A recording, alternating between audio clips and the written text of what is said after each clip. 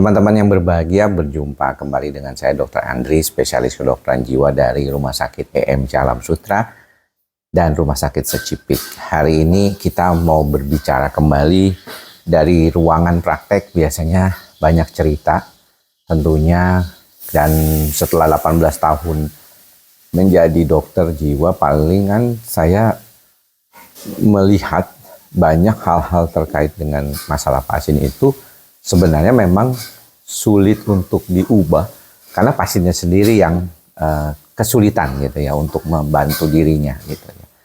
Mengapa demikian? Karena gini, kalau kita berbicara tentang masalah gangguan kecemasan, kita tahu nih kalau gangguan kecemasan itu tidak sepenuhnya itu langsung berasal dari situasi tertentu yang sifatnya tuh baru atau tiba-tiba.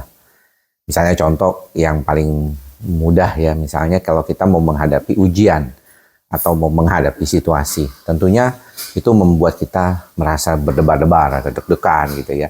Tapi sebenarnya ujian dan kondisi terkait dengan situasi tersebut kan hanya bersifat sementara.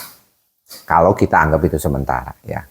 Memang ada sebagian orang yang harus melatih dirinya konsisten ya, berbulan-bulan untuk mendapatkan kemampuan untuk menghadapi ujian. Dan sebenarnya kita dalam kehidupan memang seperti itu. Saya jadi ingat waktu saya SMA kelas 3 ya. Waktu SMA kelas 3 itu saya memutuskan untuk melakukan istilahnya itu training, latihan selama 1 tahun penuh untuk mencapai mimpi masuk UMPTN ya, masuk UMPTN. Jadi pengen lulus lah gitu ya, UMPTN waktu itu. Dan pilihan saya waktu itu adalah FKUI untuk kedokterannya ya, dan FK-Unpad juga untuk kedokterannya. Undip, jadi lupa tuh kan.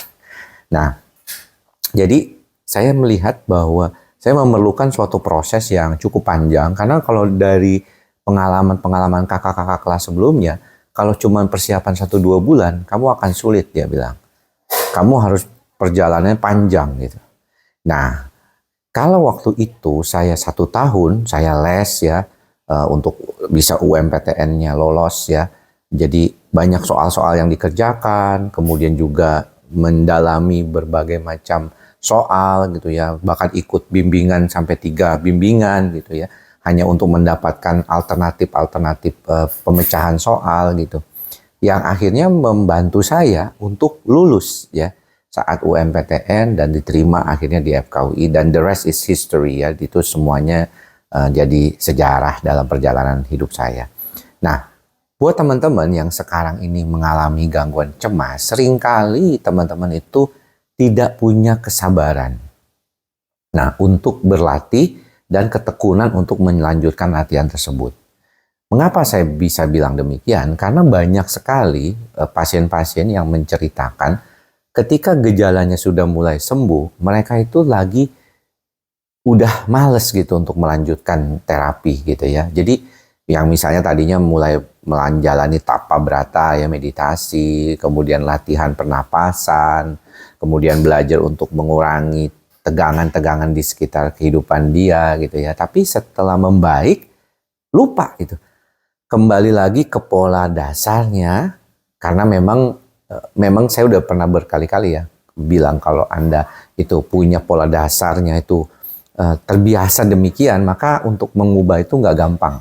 Jadi perlu proses untuk bisa membantu diri sendiri jauh lebih baik. Dan itu juga dialami tuh oleh banyak pasien. Sehingga mereka kadang-kadang ketika kambuh lagi, misalnya dalam waktu 2-3 tahun atau 1-2 bulan, bahkan ada yang cepat ya, mereka suka bilang, iya ya dok, kemarin saya itu udah mendingan tuh waktu menjalankan apa yang dibilang dokter gitu. Misalnya latihan ya, kemudian pernapasannya, latihan olahraganya, kemudian mengurangi berinteraksi dengan orang-orang yang toksik ya, yang mungkin dia bisa hindari ya, dan beradaptasi dengan kondisi-kondisi berat yang mungkin dia tidak bisa hindari. Dan akhirnya berhasil, it works very well. Amigdalanya dalam tanda kutip